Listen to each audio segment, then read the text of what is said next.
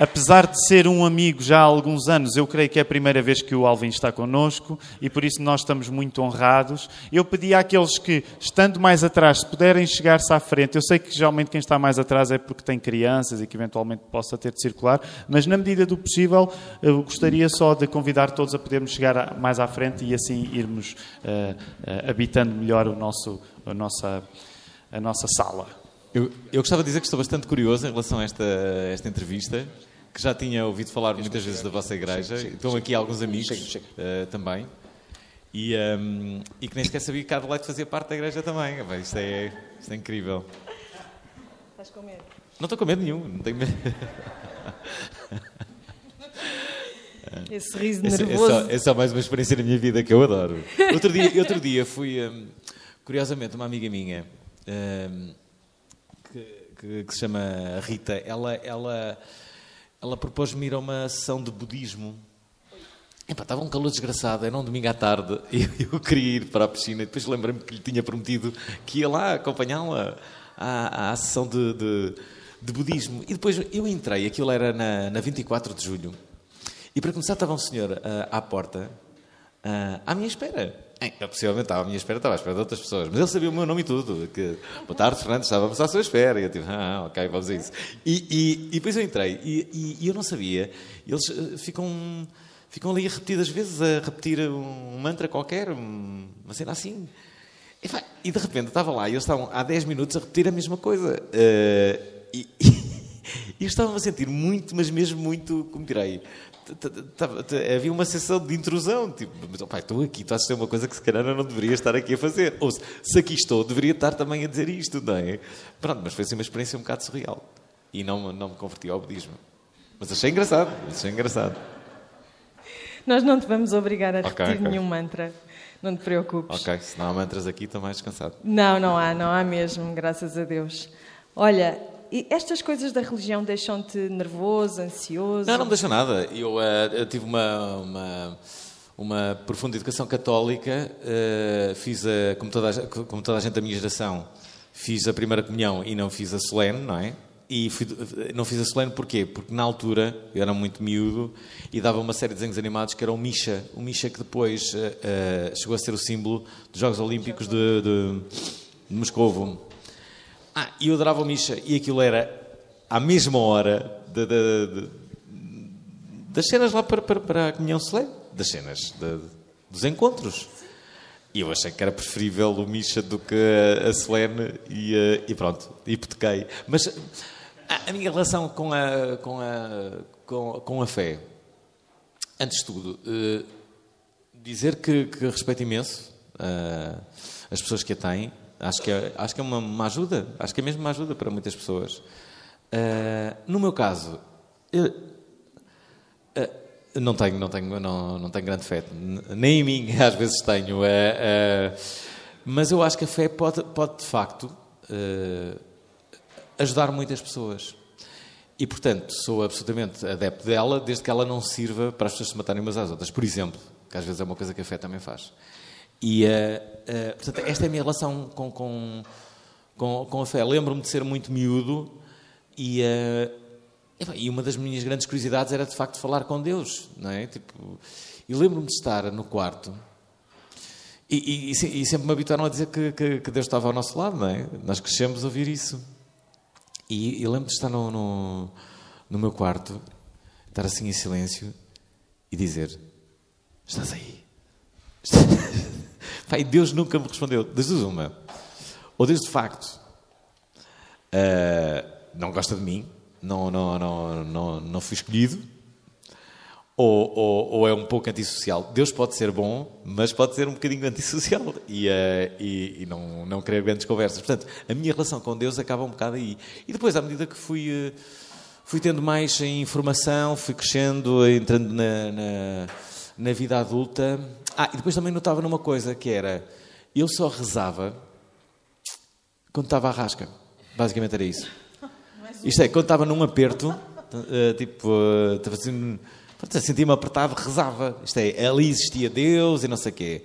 Mas depois, imagina, tinha uma coisa qualquer, que rezava e a coisa até me corria bem. Mas depois não rezava mais. Até me acontecer outro incidente E eu, tipo, outra vez... Isto é, a minha relação com a fé, neste caso com o mundo católico, era uma relação... É tudo aquilo que eu não quero numa relação. Era uma relação de interesse.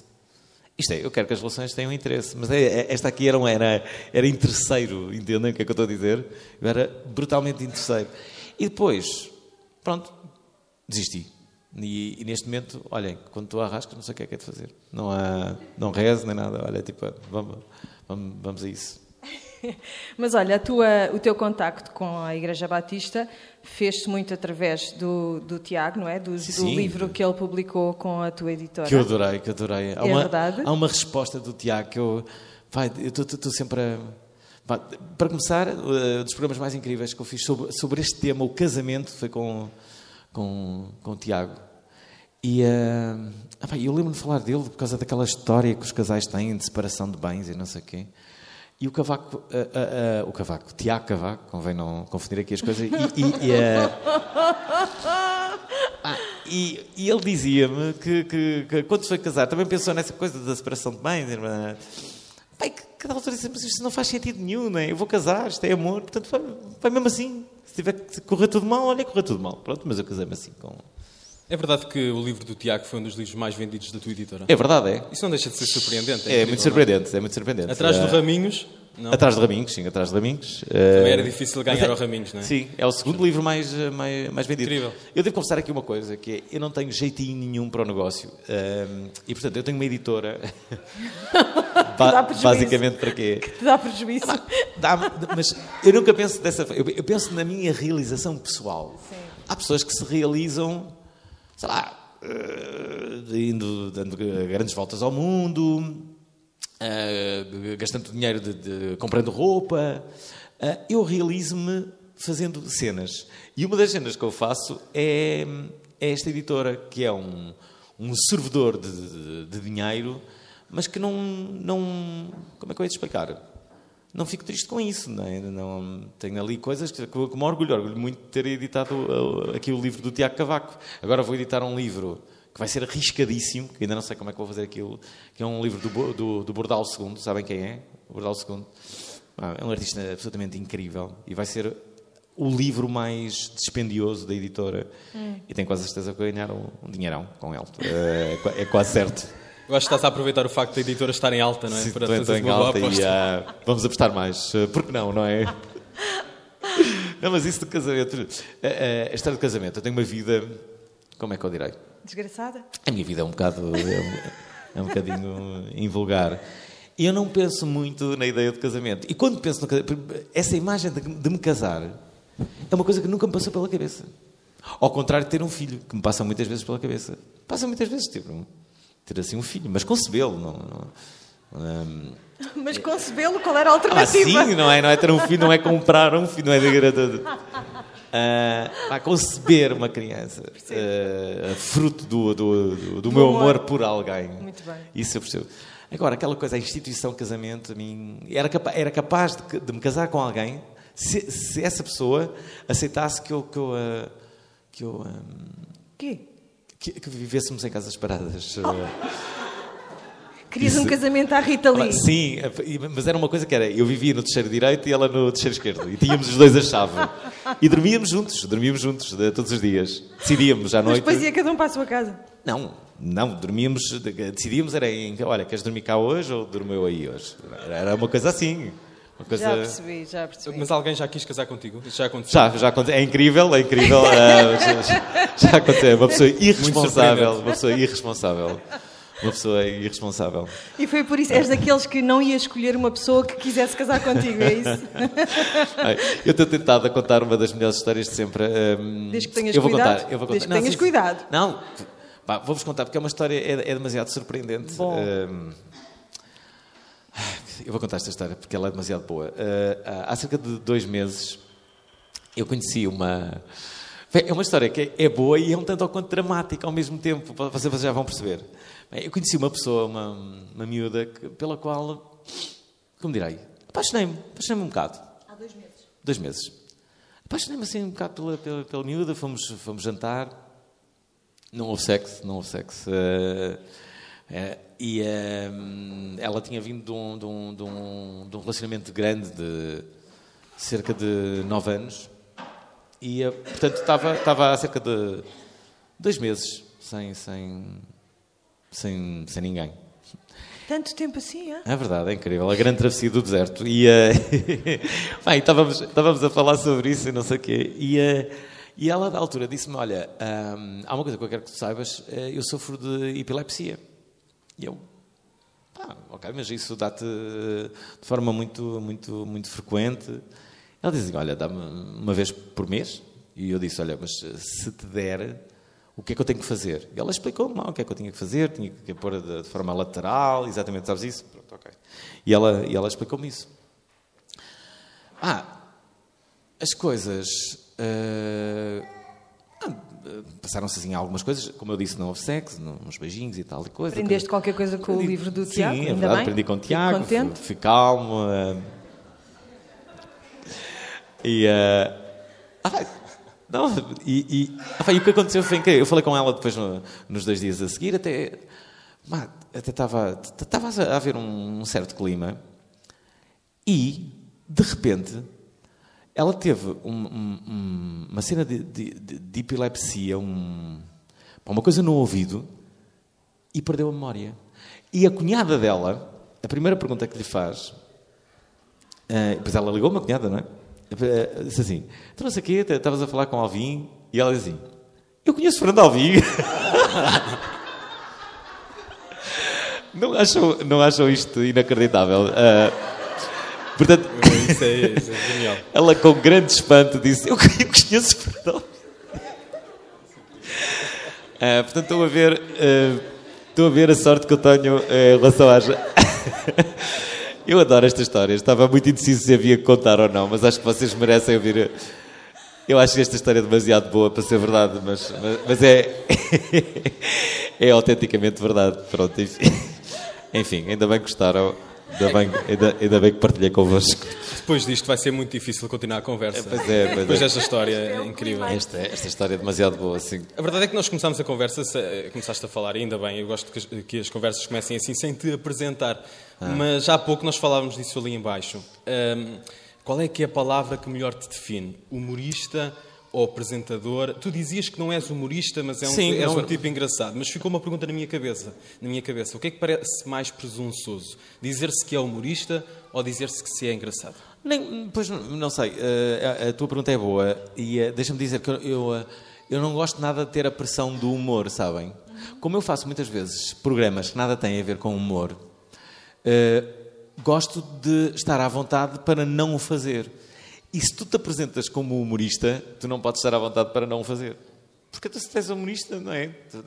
Vais ter que fazer humor, não é? Um humorista estar a entrevistar alguém com esse rótulo e depois não fazer humor, eu acho que é uma carga que eu gosto de não ter. E depois, também é verdade que eu nunca tive... tive para aí 2 ou 3 experiências em que fui com um texto decorado. Um humorista é um bocado isso. É alguém que tem um texto e que trabalha imenso para depois chegar ao palco e aquilo tem ali as punchlines. Eu sou aquilo que se chama um jabarde, porque eu não decoro nada, não tenho nenhum texto preparado, não vim para aqui com nenhum texto, não saí de casa a dizer assim.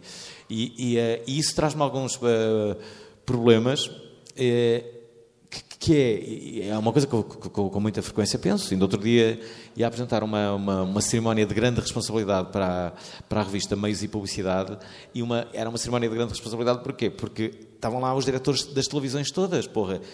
O que eu faço é televisão e rádio. Aquelas pessoas são muito importantes. Estavam lá gajos que me podem contratar no futuro. Podem dizer, este gajo tem talento, let's go. E eu não tinha preparado uma linha daquilo que ia dizer. E eu estava aí de mota para o Parque de Exposições de Lisboa, Antiga Fil, não é? Toda a gente diz Antiga Fil, em vez de ser Parque de Exposições de Lisboa. Eu acho que, aliás, se devia chamar Antiga Fil, em vez de... Era uma questão de assumir, não é? Antiga Fil, pronto, acabou-se. Não é vergonha nenhuma, não é? Antiga Fil, pronto. E então eu ia de mota e estava a pensar justamente nisso, dizer assim, opa, como é que é possível? Como é que eu não preparei sequer uma linha? Devia ter preparado ao menos a piada inicial, um quebra-gelo qualquer. Nem isso eu fiz. Nem isso eu fiz. Eu estava a dizer, isto é uma profunda irresponsabilidade. Pelo menos hoje eu devia ter feito. Mas a verdade é que essa carga nervótica, antes de eu entrar em cena, faz com que eu fique com uma energia suplementar, o chamado, o desenrasca, não é? Eu vou ter que me desenrascar. E isso faz com que, sabem, quando nós chegamos atrasados a uma entrevista, a um encontro, e parece que damos mais. Sabem isso? Essa sensação de, cheguei atrasado, agora vou dar a entrevista da vida a esta pessoa. Cheguei meia hora atrasado, vou dizer tudo que a pessoa queria e até te vou dizer um segredo. Pronto, é exatamente o que eu faço. Pronto, e então ando sempre a perceber... Aqui tivemos azar porque o Fernando não chegou atrasado. Não cheguei atrasado, não cheguei. Se tivesse chegado atrasado... Mas já tinha uma mensagem de Tiago Cavaco a dizer, como é que é? Já chegaste? Com aquele nervoso miudinho, tipo... Porque as pessoas nunca sabem se eu venho ou não. Mas eu nunca falto. Eu confesso que com o teu cadastro, eu disse-lhes, acho arriscadíssimo marcar-se às 10h30 com o Fernando Alvim. Eu, nas rádios que eu passei, em todas as rádios, Antena 3, Rádio Comercial, Nova Era, foi-me proposto sempre fazer o programa da manhã, com ótimas condições financeiras. E sempre recusei, porque não faz sentido. Não iria ser feliz nunca. Não é? A felicidade, aí sim, e isso é um tema que se calhar vocês querem trazer para aqui, a felicidade importa muito. E eu, para ser verdadeiramente feliz, tenho que ser livre. Sou aquilo que considero-me assim um cavalo selvagem. Acho que é bom. Cavalo selvagem. Sim, sou. Tenho uma sorte incrível. Acho que também foi uma coisa que eu conquistei com o tempo, de poder dizer tudo que me vai na cabeça sem que me censurem. E isso é uma coisa incrível, não é? Eu posso dizer tudo o que quero. Há coisas que... Bem, eu digo tudo o que quero. Há coisas que tenho a sorte de não defendo o fascismo, não sou racista. São coisas que dão um jeito para alguém que quer dizer tudo o que quer, não é? Pronto, outro dia... Uma coisa que eu tinha e que deixei de ter... Eu sou do Porto, e as pessoas do Porto dizem muitos palavrões. E eu vim há 20 anos para Lisboa e deixei de dizer palavrões. E não digo palavrões quase, só quando estou muito nervoso. Mas mesmo quando estou muito nervoso, quase que já não digo palavrões, que é uma coisa incrível. Como é que tu podes... Eu posso atestar que isso é verdade, porque nas vários meios em que nós já nos movimentámos e trabalhámos juntos, não me lembro sequer de te ouvir dizer. Pronto, e outro dia aconteceu uma coisa curiosa, que foi uma atriz da Porta dos Fundos à prova oral, e ela é muito conhecida por ter participado num sketch da Porta dos Fundos que se chama Sobremesa. Sim. Que é cheia de palavrões. E, ali, ela chama-se Julia Kemper, uma coisa assim. Acho que não é Kemper, mas Julia é, de certeza. E ali, ela estava ali no programa, eu estava a dizer, tipo, passa ou não passa, é que está cheio de palavrões, e agora? E o que eu fiz foi, pessoal, eu vou passar o episódio, porque ela está cá. Se tiverem crianças ao lado, baixem o som agora, estou a avisar. Se forem sensíveis a isto, desliguem o rádio agora, mas vou ter que passar. E por favor, não digam nada à provedora do ouvinte. Isto é um segredo só nosso. Então eu estava muito expectante em saber o que é que aquilo ia... Tu estás a falar numa rádio nacional, não é? Estás a falar para muita gente. Sim. E ninguém disse nada à provedora. Não fui chamada à provedora do ouvinte. Tiveram pena de ti. E eu já fui várias vezes à provedora do ouvinte. Várias vezes? Várias vezes. Mas por coisas dessa natureza, vernáculo? Por vernáculo, sobretudo, por ideias que às vezes são lá defendidas por convidados. Nunca fui por uma coisa que eu disse, mas por alguém que eu levei lá e de qual eu sou responsável, não é? Mas olha, tu estás a falar da questão, disseste que gostavas de ser livre e que para ti era muito importante sentir-te à vontade para dizer aquilo que entendes que deves dizer. E essa liberdade, para ti, tu sentes que isso tem um preço, veio com um preço? Se sim, o que é que tu pagaste por isso? Ou se não? Eu acho que há uma... Sei lá, eu para além de ser bastante livre e de ter todo este discurso, sou olhado sempre como um indivíduo que faz imensas coisas, mas a quem ninguém dará um cargo de responsabilidade. Isto é, nunca me convidaram para ser diretor de nada, ok? Eu acho que na cabeça das pessoas há uma coisa muito curiosa, que é... Outro dia, aconteceu-me isto há um mês. Há um mês eu estive a apresentar uma coisa em Matosinhos, era uma coisa na rua durante o fim de semana, e pela primeira vez, eu ainda não tinha pensado nessa possibilidade, mas os meus pais tinham ido para o Douro. E a minha irmã também estava fora do Porto, e então eu fui dormir à casa dos meus pais. E eu percebi que aos 43 anos, pela primeira vez, dormi sozinho em casa dos meus pais. Isto é, eu em 43 anos de existência, os meus pais nunca me deixaram sozinho em casa. E eu sei porque é que eles nunca o fizeram, ok? Acreditem que não foi por coincidências várias. Não. Tudo foi planeado para que o animal não fique sozinho em casa na iminência de que eu pudesse incendiar a casa ou fazer uma festa incrível. E eu tenho a certeza absoluta que foi isso. Pá, e de repente lá estava eu estava sozinho em casa e estava-me a sentir brutalmente desconfortável com aquela situação de dizer assim, eu nunca tinha estado sozinho nesta casa, né? Na casa onde eu vivi 20 anos. Nunca tinha estado ali sozinho. Como é que é possível? Tinha sempre uma irmã, ou a avó, a mãe, ou a mãe. Alguém estava em casa. Sempre para vigiar. As pessoas levam-te a sério, Fernando? Eu acho que me levam a sério na parte da comunicação. Tu, durante muito tempo, eras aquele comunicador. Ainda és. Ganda maluco, as pessoas diziam-te isso. Notas diferença de há uns anos para cá? Que mais ganhaste adulto. uma certa respeitabilidade? Muito pouca respeitabilidade. Mas outro dia um amigo meu também dizia-me, a continuar assim ninguém te vai levar a sério. E eu disse, mas eu não quero ser levado a sério. Eu sou um entertainer, não é? Eu não sou Judite Sousa, eu não apresento informação e também acho que nunca vou apresentar. Mas reparem, eu quero... o meu caminho, o meu objetivo é estar no campo do entretenimento, as pessoas divertirem-se e informarem-se comigo, ficarem informadas, dizerem, olha, aprendi alguma coisa com este indivíduo. E eu tentar que as pessoas nas entrevistas que eu faço estejam tão à vontade que me possam dizer coisas a mim que não dirão a outros. Entendem? Que é, só se tu conseguires colocar o convidado numa posição tão confortável, é que ele vai dizer-te coisas que o outro não diria. Não é? Isso já me aconteceu imensas vezes. E eu sou movido por uma curiosidade profunda e isso faz com que eu vá para cada programa com uma fome incrível de saber sobre aquela pessoa. E também é verdade que não preparo as entrevistas. O que mais uma vez... Isto é, não preparo as entrevistas. Eu sou tudo aquilo que leio. E ao domingo à noite, por exemplo, vou para a Antena 1 e leio os jornais todos entre as 10 da noite e as 6 da manhã. Isto é um trabalho que ninguém pode fazer por mim. Sou eu a dar comida ao meu cérebro e a dar ideias para... Pronto, fico ali 8 horas a ler jornais. Essa intimidade que crias, esse ambiente mais intimista, é favorecido pela rádio? Também consegues isso na televisão? Também fazes televisão? Olha, muitas vezes fazem uma pergunta, que é, gostas mais de fazer rádio ou televisão? E eu durante muito tempo respondia assim de uma forma muito direta, rádio, não é? Porquê que eu respondia rádio? Porque eu fiz rádio toda a minha vida, não é? Eu faço rádio desde os 13 anos, eu sou o pequeno Saúl da rádio. Salve seja. Salve seja, não é? Nunca fui explorado pelos meus pais, mas a verdade é isso, desde que eu me conheço, eu faço rádio, não é? Desde os 13 anos, é muito tempo, e faço rádio de uma forma obstinada. É uma coisa que não consigo, não sei o que é que seria a minha vida sem rádio, mas seria uma coisa muito, muito estranha mesmo, não é? Toda a minha vida, todos os dias eu faço rádio, todos os dias eu comunico, de repente ficar sem o fazer ia ser uma coisa estranha, mas pronto, enfim. A televisão, acho que é uma coisa, como eu nunca dominei a televisão, como nunca consegui dominar em absoluto a televisão, sabem aquela mulher que nós não conseguimos conquistar, mas não deixamos de andar atrás dela?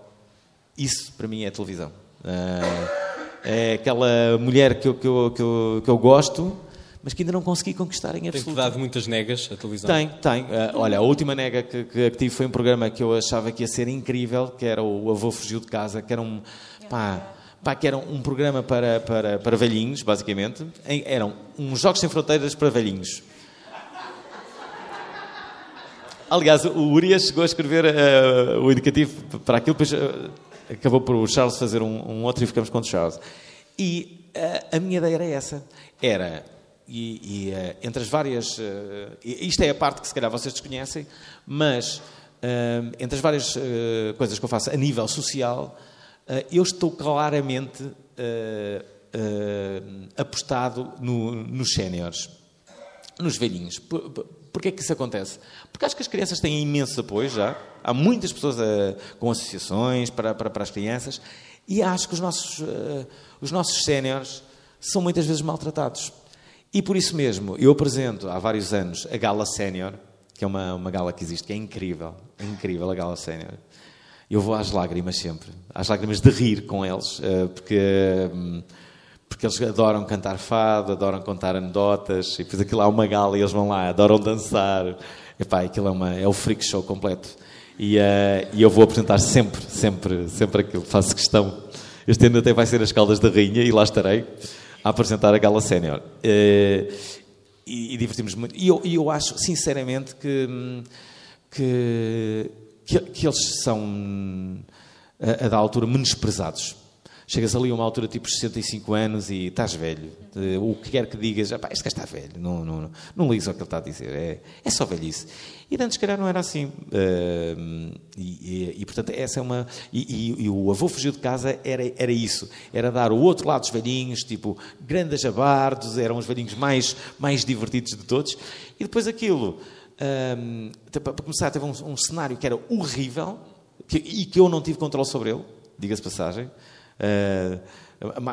Lá está, ingenuidade pura, e eu sou bastante, a esse nível sou um bocadinho ingênuo, apresentar a uma pessoa que diz, não, vou fazer aqui um cenário incrível, sério, não, tem muita experiência, então, ok, então vamos lá. E mal eu vi a projeção de cenário, disse assim, isto está horrível, e eles disseram, pois é, mas agora já está. E é este o teu cenário. Pronto, e depois o programa tinha muitos entraves a nível de mobilização. Pronto, e tudo isso fez com que o programa não surtisse o efeito que eu esperava. Aquilo começou à sexta-feira à noite, rapidamente foi para sábado de manhã. Não, primeiro houve uma interrupção de 2 meses e depois vai para sábado de manhã. Portanto, estão a ver, não é? Aposta total e pronto, e assim se vai uma boa ideia. Mas pronto, agora vou ter outra vez um programa, a Prova Oral vai para a RTP1 e vou de novo tentar dominar a televisão, mas não sei. Não penses muito nisso, não vou pensar. Não vale a pena. Não, outro dia entrevistava o Bruno Nogueira e o Bruno Nogueira dizia uma coisa incrível. E eu perguntava-lhe o que é que ele gostava mais de ser, o que é que era mais importante na vida para ele. E ele claramente dizia-me que era ser pai. Porque não havia nada mais importante do que ser pai na vida dele. E que, infeliz daquele que dissesse que a coisa mais importante da vida dele era aparecer na televisão ou fazer rádio, porque quando isso falhasse, e vai haver muitas vezes em que isso na vida vai falhar, não é? Porque nós vamos ficando sem os nossos empregos, vamos mudando de empregos, vamos perdendo algumas oportunidades, ganhando outras. Portanto, isso será uma constante da vida. E ele dizia que isso seria uma profunda infelicidade e que ele conhece alguns casos, e eu conheço também alguns, não é? Que, de repente, deixaram de fazer televisão e é um drama e parece que o mundo acabou. Não, o mundo não acabou. Ele diz que não sente nenhuma dependência disso, que faz, claro, que é a profissão dele, portanto, é essa a sua atividade, mas aquilo que gosta mesmo é de ser pai, e é isso que ele quer fazer na vida. E quer transportar uma laranjeira de Penafiel até Cascais, que é a grande missão de vida dele, que é uma laranjeira que está na casa do pai dele, em Penafiel, e o pai dele vai vender a casa dele e ele quer ficar com a laranjeira e vai trazê-lo. Portanto, é uma bela história, não é? Uma história bem bonita. Vai trazer a laranjeira para Lisboa. Portanto, acabamos por estar a falar um bocado de propósitos de vida, de sim, horizontes, não é? Sim. E falavas agora do carinho que tu sentes pelos mais velhos e achas que eles Isto era para eu dar aquela parte de boa pessoa. Para parecer que és uma boa pessoa, nós percebemos isso, já estamos habituados. Mas estás a falar, ao fim e ao cabo, sobre perspectivas de vida, sobre pensar um pouco também naquilo que está para diante, depois do momento do agora para ti, não é? Tens 43 anos? Sim. Já começas a pensar no Fernando Alvim daqui a um tempo, quando as tuas capacidades não forem as que são agora, quando as tuas... Capacidades a que nível, Adelaide? A que nível de capacidades cognitivas? Cognitivas, sim. Por enquanto são incríveis. Okay. Mas daqui a uns anos poderão não ser. Não sei, sim. Não estou a... O que eu faço é aquilo que as pessoas normalmente fazem, que é vou ao ginásio, tento ler muito, leio muito, que é para o caso de deixar de ver, assim, olha, li enquanto podia ver, não é? vais É um nada ao clássico. ginásio? Vais? Vou ao ginásio? Não parece. Que pergunta é essa? Vou ao ginásio, assim, de vez em quando. Gostava de ir mais. Tento ter uma vida. E devo confessar que, de há uns anos a esta parte, tento mais do que nunca ter uma vida. Porque Mas isso é porque achas que é porquê? Porque começas de facto a perceber que depois dos 40 a cena é outra? Sim. Por exemplo, eu ao fim de semana normalmente passo música. E o que acontece com a música é que a música é a minha maior e mais fácil fonte de rendimento. Uhum. Porque eu vou passar música, sou bastante bem pago, diga-se, e esse dinheiro permite-me eu ter uma editora, por exemplo. Ok? E publicar os livros do Tiago Cavaco. Só por isso já vale a pena. Já vale a pena. E permite-me fazer isso com grande à vontade. Sem qualquer receio. Mas o que eu também percebo é que, ao contrário das pessoas normais que chegam ali a sexta-feira, depois vão passar um fim de semana, não é, ao Alentejo e descansam, eu vou para Mirandela passar música e fico todo Aliás, arrebentado. isso era um tema recorrente quando nós trabalhávamos juntos. Tu regressavas à segunda para a gravação e tinhas estado a passar música em Mirandela até às 6 da manhã. Sim, sempre. É isso que eu faço. Ainda no outro fim de semana estive no Porto, num casamento, a passar música. Mas... Sendo que é muito gratificante. Gratificante a esse nível, sendo que depois, eu ainda por cima, eu bebo como um animal. Não, quando estou a passar música. Às vezes, quando não estou a passar música, também bebo. Mas quando estou a passar música, é líquido que vou beber. Não consigo, porque é uma profissão demasiado solitária. Eu não consigo estar ali sozinho. Tu não fumas? Fumo. Fumas? Só quando estou a passar música e quando estou a beber. Não, eu bebo só quando... Desculpem, eu fumo só quando bebo. Uhum. É impossível eu fumar sem beber. Impossível. Nunca fumei um cigarro sem beber. O problema é que bebo muito. Portanto, fumo... Não, quando eu bebo, fumo. Esse é certinho. Pronto. Ainda ontem bebi e fumei. Has de chegar aos 60 anos. Imaginas-te com 60 anos a passar música em Mirandela e a Não. Era isso que eu ia dizer. Então. Eu, este ano, 2017, assumi que vou deixar de passar música. Uau! É verdade, é isso. Assumi. E vais cumprir? Vou. Em agosto, por exemplo, não deixei que marcassem nenhuma data. Já sou eu a assumir isso. E agosto era o meu mês mais forte. Andava sempre nos arraiais populares. Sim. Só ficava todo arrebentado. Mas pronto, garantia quase o meu ano. Mas é por causa disso, porque sentes que estás numa fase diferente da vida e já não faz sentido? Sim, porque uma ressaca já me demora 2 ou 3 dias a curar. Tem a ver com isso. E com a noção de que tenho que ter uma vida. Não é? E assim ao fim de semana é muito fixe. Hoje vou fazer coisas. Tu precisas de Jesus, Fernando Alvim. Achas que preciso? Okay. Acho que precisas. Mas estás no bom sítio para isso. É claro. Eu vim aqui para ser evangelizado, claro. Exatamente. Eu não sei se chegámos à altura de fazer algumas das nossas perguntas. Será que temos já? Do nosso público. Há perguntas? Isto normalmente nunca há perguntas. Então, mas há. Isto é incrível. Está bem. Se calhar. Não as vi, mas ficas com duas. Fazes. Isto é muito sinistro, porque um dos papéis, a caligrafia é muito parecida com a minha. E agora não teve assim a sério? Foste tu? Foste escrever? Não foi. Xiça. Vejam lá, eu não quero perguntas incómodas, porque senão respondo como Sócrates ontem à noite. Vocês viram o Sócrates a responder? Não. Isso é indigno! Não vi. Eu hoje mandei uma mensagem ao Vítor Gonçalves a dizer: tu és indigno! Acordei assim, com uma mensagem ao Vítor Gonçalves: tu és indigno! Uma das acusações do José Sócrates a Vítor Gonçalves era que aquela era uma pergunta de Correio da Manhã. Alguma vez te disseram isso? Não, por acaso não disseram. Eu já devo ter feito perguntas indignas. Mas tu entrevistaste o José Sócrates. Entrevistei. Tenho uma história incrível. Tenho que contar esta história. Quando eu estava no 5 para a meia-noite e quando nós decidimos que íamos entrevistar os candidatos a primeiro-ministro, eram os candidatos que escolhiam os apresentadores. E o que aconteceu foi que a mim saiu uma fava, não é? Que foi, o Sócrates escolheu-me a mim para eu ser o seu entrevistador. O Sócrates escolheu-me a mim. E eu senti-me bastante lisonjeado com isso, não é? Ouçam lá, nos 5 apresentadores, obviamente, toda a gente queria entrevistar o primeiro-ministro em exercício. E eu fiquei muito, muito, muito contente com esse facto. E rapidamente, ao contrário daquilo que me é habitual, que é, eu não vou preparar a entrevista, é isso assim, vou ter aqui umas perguntas, não é? Umas perguntas. E fui chamado logo ali à sede, à casa do Primeiro-Ministro, que é ali... Nunca lá estive, mas... agora esqueci-me. Não é na ajuda... Não sei. Bom. São Bento? Em São Bento, exatamente. Eu fui lá ter com o famoso Luís, que era o assessor de imprensa dele. E que há um episódio com esse Luís, que é, Luís, estou bem, é esse Luís, não é? E com a Teresa Pina, que na altura era a assessora dele. E então, eu sou chamado lá, e eu, então, tudo bem, não sei o quê. E eles perguntam, então, o que é que vais perguntar ao Primeiro-Ministro? Dizem, o que é que eu vou perguntar? Sei lá. Sabes lá? Não, mas é que nós precisamos mesmo de saber. Saber como? Não, nós precisamos das perguntas. Perguntas? Mas eu não vou lá com nenhum papel. Mas tem que ser, temos de ter perguntas. E eu comecei assim um bocado tipo... Está bem, pronto, ok. Fiz umas perguntas.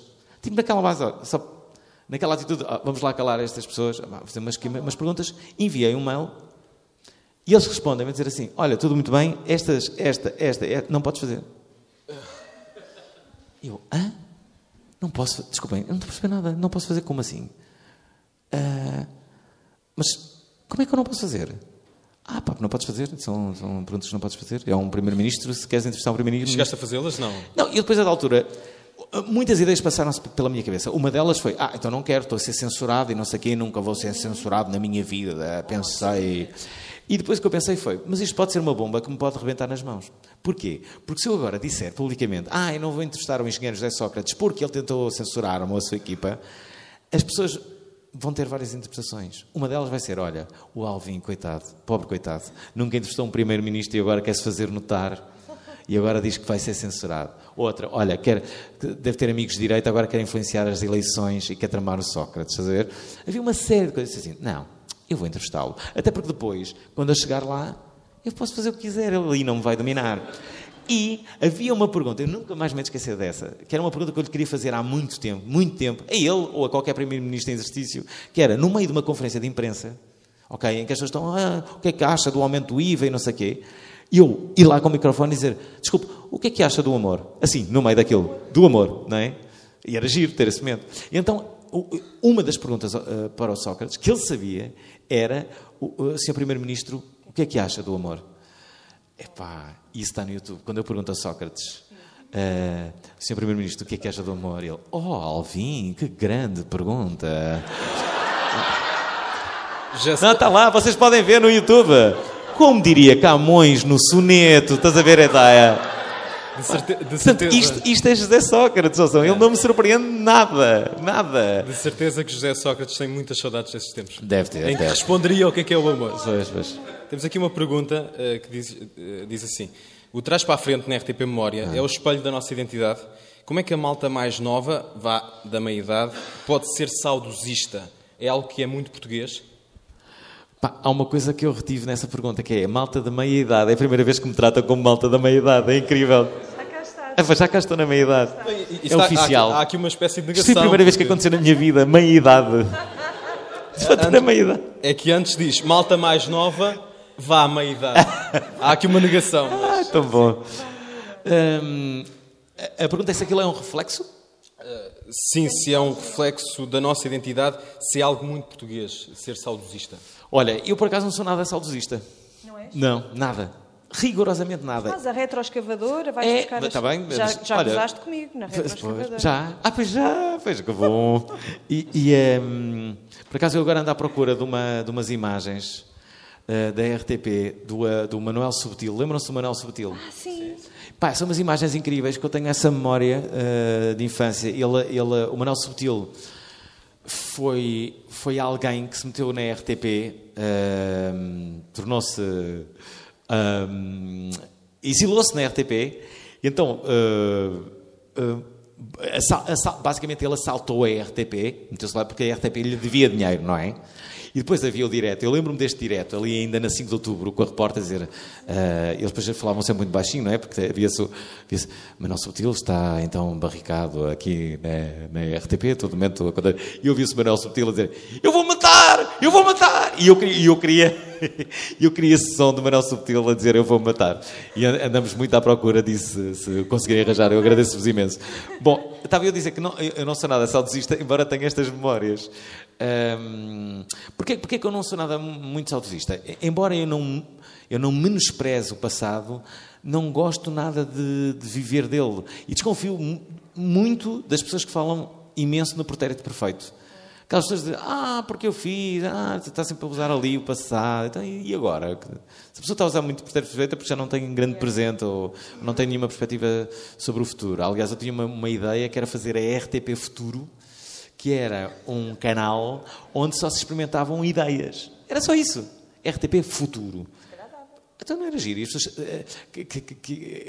Eu acho que às vezes faz falta haver uma plataforma credível para experimentar. Se bem que agora temos a internet, é onde as pessoas podem experimentar. Mas, ok, é uma boa plataforma.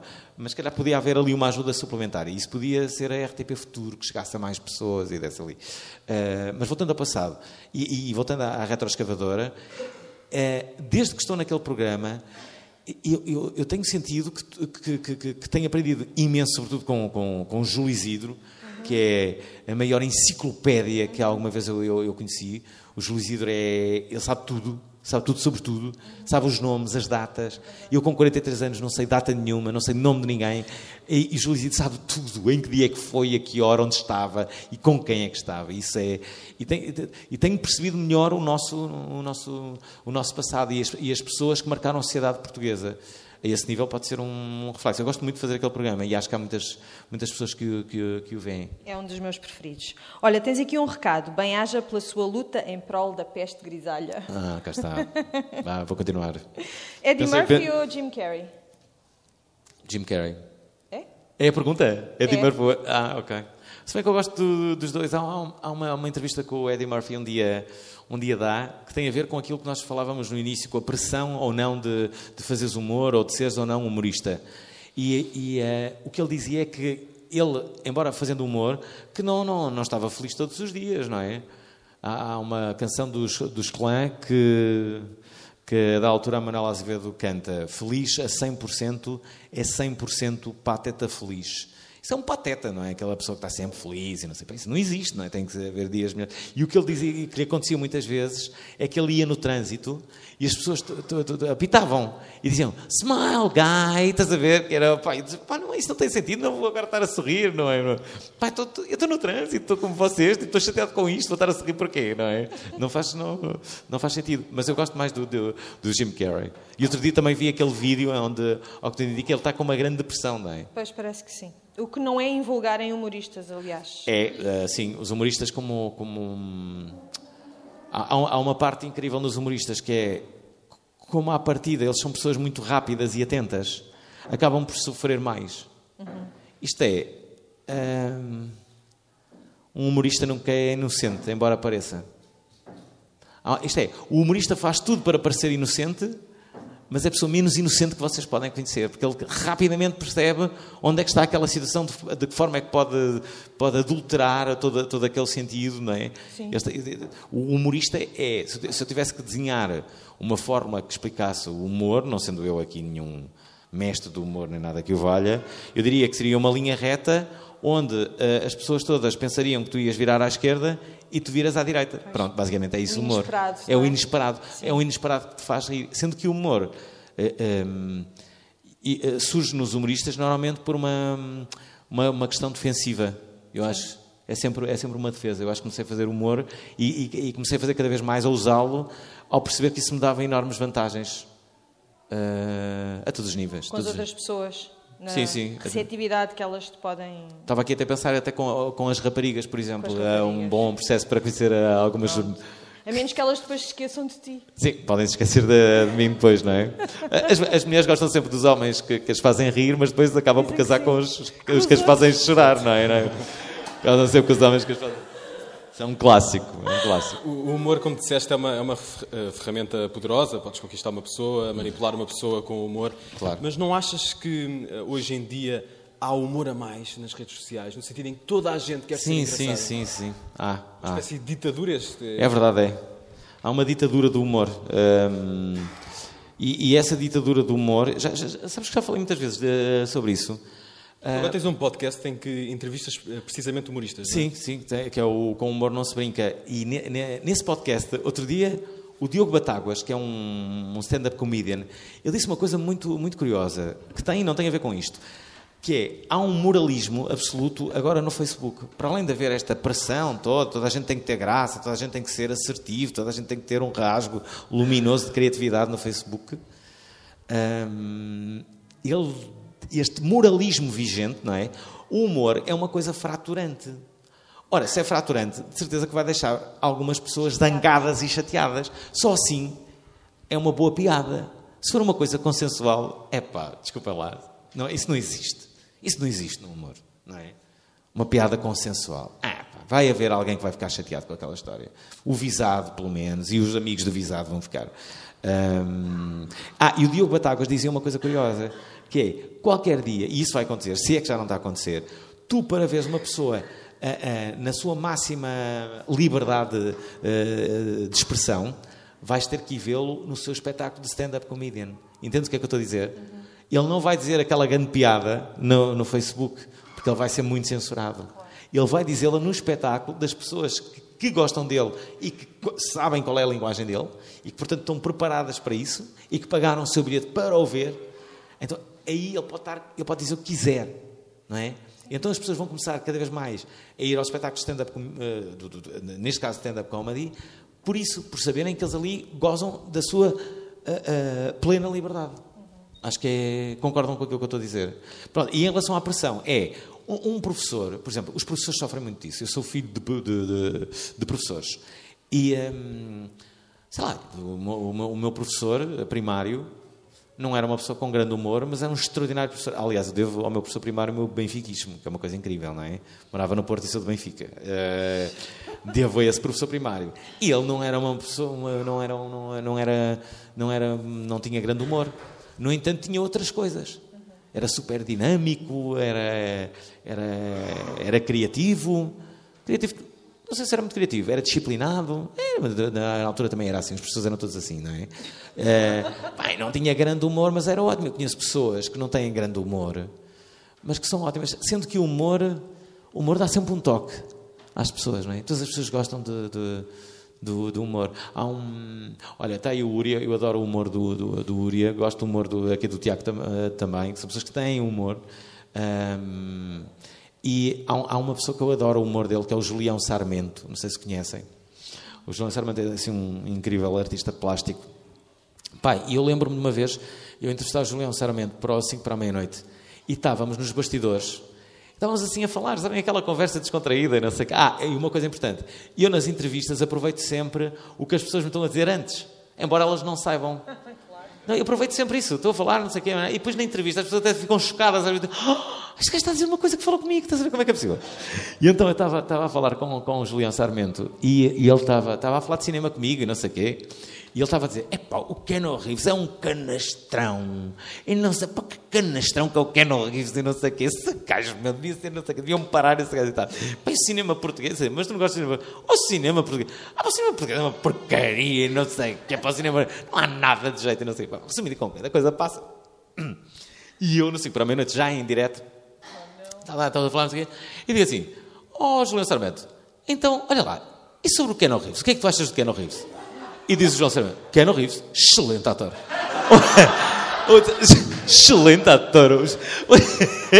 Um excelente ator. Uma maravilha. E digo assim, olha lá, então sobre o cinema português. Uma maravilha. Então, há quanto tempo é que não vês o cinema... Não, então, mas gostas de cinema português? Gosto imenso. E há quanto tempo é que não vês o filme? Olha, ainda hoje à tarde vi um. O que é que viste? Vi o Pátio das Cantigas. Uma delícia.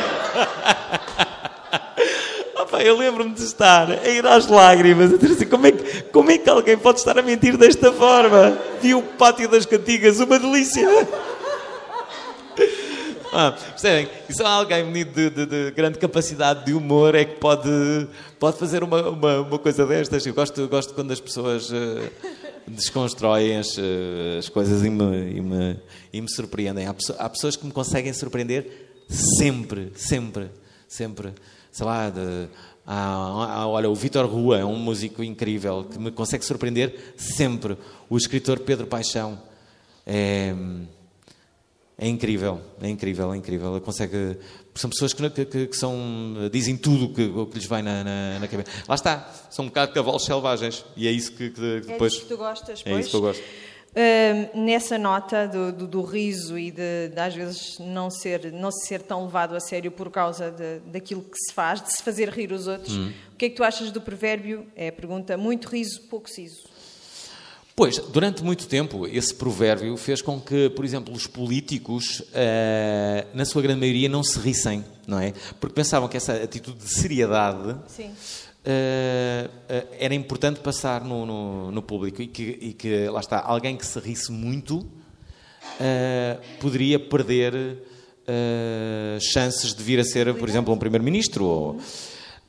Curiosamente, eu acho que houve um volte-face importante na política portuguesa. Também é importante dizê-lo, eu não tenho qualquer partido. Ando muito desconfiado que sou de esquerda, mas... ando desconfiado. Mas eu posso-vos dizer que votei... Estive a ver outro dia o meu percurso a este nível. Comecei a votar muito à direita. Portanto, votei Durão Barroso. Votei Cavaco, imaginem. Depois votei no Livre. Votei Louçã. Recentemente votei António Costa e votei Marcelo. Nas últimas votei no PAN para a Assembleia Municipal, porque não sabia o que era a Assembleia Municipal, e dei o meu voto ao PAN. O PAN levou o meu voto. Depois votei no Medina e no meu Presidente da Junta, que é o André. Que nem sequer... Lá está, eu nem sequer sabia. Aí é que foi, olha, no ato do voto, eu disse, eu vou votar no André, que é o Presidente da Junta de Freguesia de Campolide. E eu não sabia de que partido é que ele era. E percebi que era do PS depois. E fui votar no PS. Por acaso acho uma estupidez. Eu acho que se calhar até mudou isso nos boletins de voto. Eu acho que antes tinha a cara deles, não tinha? Ou é só para a Presidência da República? Eu penso que era só para a Presidência. Porque eu deparei-me com uma situação que não estava à espera, que era, de repente, tem ali os partidos não têm a cara deles. Eu tipo, mas agora vou votar em quem? Não, de onde é que são? De onde é que é o André? Não é? E depois estive a pensar e não sei o quê. Ok, PS, ok, votei lá no... Portanto, sinto que a minha última tendência foi PS, mas votei Marcelo é direita. Mas que grande salganhada, já viste? É um bocado. E não me admiraria se tivesse votado ali na Assunção Cristas. Nunca votei PP, é uma cena que vai acontecer. Portanto, eu voto sobretudo nas pessoas, independentemente do partido que elas representam. Acho que é um bocado essa tendência atual, não é? Se bem que os partidos ainda assim têm muita influência. Mas, por exemplo, o Norte, que é claramente um local mais conservador e onde as pessoas são mais de direita, não é? O PSD, nas últimas eleições autárquicas, quase que desapareceu, não é? É uma coisa quase impensável no Norte. À partida, ali a Câmara do Porto muitas vezes foi para o PSD. Sim, sim. Dos que já entrevistaste, qual era o que tu achas que tinha mais sentido de humor, o mais engraçado? Bem, eu tornei-me amigo de um político que é de dois. Do Poiares Maduro, que foi adjunto do antigo governo, que é hoje em dia um dos meus melhores amigos. E lá está, porque é que é? Porque é um político sem o ser, ele pensa muito como eu, não é aquele... Não é corporativista, é uma pessoa de direita, lá está, mas não sei, é uma pessoa que eu gosto muito. E depois tenho a Joana Amaral Dias, que é uma pessoa muito fraturante, mas que eu adoro, e que é uma louca, e que é minha amiga. Foram as duas pessoas que eu assim, amigos... Poiares Maduro? Poiares Maduro e a Joana Amaral Dias. Sim. Uau, que combinação. É uma combinação... Há um eterno turbilhão aí dentro de ti, Fernando Alvim. Eu acredito que sim. Não tenho certezas de nada. Não tenho certezas de nada. Sei lá, não é bem assim. Qual é a tua grande certeza? A grande certeza é que nós somos o que somos, a ver se... Por alguma razão. Isto é, quando tu percebes que determinada pessoa é maldosa, essa pessoa ninguém nasce maldoso. Não é? Ninguém pega numa arma e mata N pessoas, assim, porque lhe apeteceu. Bem, pode ser num estado extremo de loucura, mas isso acontece por uma razão. que normalmente tem a ver, lá está, com o teu passado, com a tua educação, com as pessoas que te rodearam, não é? Com as influências. Eu acho que as pessoas boas normalmente atraem pessoas boas. E as más também. E esse é que é o problema. Mas eu ainda acredito que o bem vencerá. Eu sou adepto do bem. Estás a ver? Estás a ver? Está no livro do Apocalipse. Claro. Um dos meus livros favoritos. Leio. Ainda ontem li, ainda ontem estava a ler. Devemos estar mesmo no final do nosso tempo, Sim. mas ainda uma última pergunta da praxe que o Fernando certamente vai responder de forma breve. Há pouco falavas da prova oral na RTP. O que é que nós podemos esperar do teu futuro, incluindo desse projeto? Bem, vai ser mais uma tentativa que é, neste caso, o programa faz 15 anos, não é? E o que eu planei para ele, na comemoração dos 15 anos, ainda não tenho aqui um plano bem definido, mas é entrevistar pessoas que eu durante estes 15 anos não consegui entrevistar. E obviamente que eu vou falhar em algumas, mas eu vou apresentar uma lista corajosa e audaz de pessoas que querem entrevistar, umas mais fáceis do que outras, mas eu vou-me propor tentar entrevistar aquelas pessoas. Claro que vai estar lá o António Costa, o Marcelo Rebelo de Sousa, vai estar lá o Cristiano Ronaldo, o Mourinho, o Lobo Antunes, vai estar lá o Moretti, o Almodóvar, Caetano Veloso. O que é que vai estar mais? Vai estar lá um jogador incrível, que é o Puyol, que é um jogador Alguém conhece aqui o Puyol? Porque é que há uma história curiosa, já agora para acabar. O Puyol era um antigo jogador do Barcelona, que foi capitão do espanhol durante muito tempo. E muitas vezes, quando Portugal estava em crise ou quando estava em baixo, eu dava o exemplo do Puyol, porque ele representava para mim a raça que o povo português deveria ter. Devia ter a raça daquele jogador. Sempre que via o Puyol, o gajo estava sempre a suar, estava sempre com raiva, via-se que ele queria vencer aquele jogo de qualquer forma.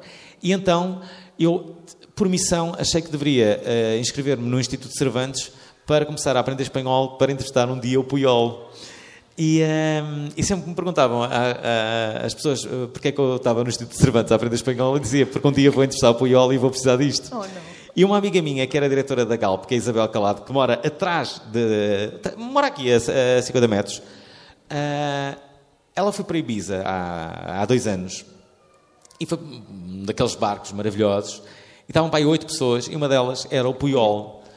E ela aproveitou, está lá o Puyol, disse assim, olha, não vais acreditar, esta é uma grande coincidência, mas eu tenho um amigo meu que anda no Instituto Cervantes a aprender espanhol para um dia te entrevistar a ti. E o Puyol disse, sério, isso é verdade, isso é mesmo verdade. Ele disse, sim, ele é entertainer, não sei o que, é português. Ele disse assim, olha, então vamos já fazer assim, tens aqui o meu telemóvel e o meu e-mail, quando ele estiver preparado, eu dou-lhe a entrevista. Então, se ele está a estudar para me entrevistar, obviamente que sim. Portanto, eu tenho o número pessoal do Puyol e o mail dele também. Não acham incrível isto? Incrível, Pronto, incrível. eu acho incrível. E vou entrevistar então o Puyol e também quero trazer alguém que eu já entrevistei há muitos anos, que é o Piranha do Verão Azul, que na verdade... Vais entrevistá-lo? Vou entrevistá-lo. Pois, já há muitas pessoas que aqui conhecem o Piranha. Sim, eu fui lá a Madrid entrevistá-lo há muitos anos. E ele chama-se Miguel Valero, na verdade. E então vou lá entrevistá-lo. Pronto, é isso. Boa. Olha, escapaste ao mantra. Foi, ainda Mas bem. não Olha, sei se gostei muito de escapas- estar aqui convosco. Espero que tenha sido bom. Mas pronto. Vamos fazer com... É isso. Vamos... Obrigado. Obrigado.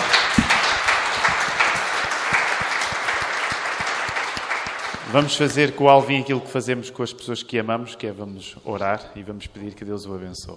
Vamos fazer isso. Obrigado, Senhor, por estarmos aqui esta manhã e obrigado por estarmos com o nosso amigo Fernando. E nós pedimos que tu o abençoes, que lhe dês saúde, que lhe dês a prosperidade que ele precisa também e, sobretudo, dá-lhe a fé também que ele precisa. Obrigado por este tempo que passámos juntos e estamos contentes que tu te alegres deste tempo também. É isso que nós pedimos e pedimos em nome de Jesus. Amém. Amém.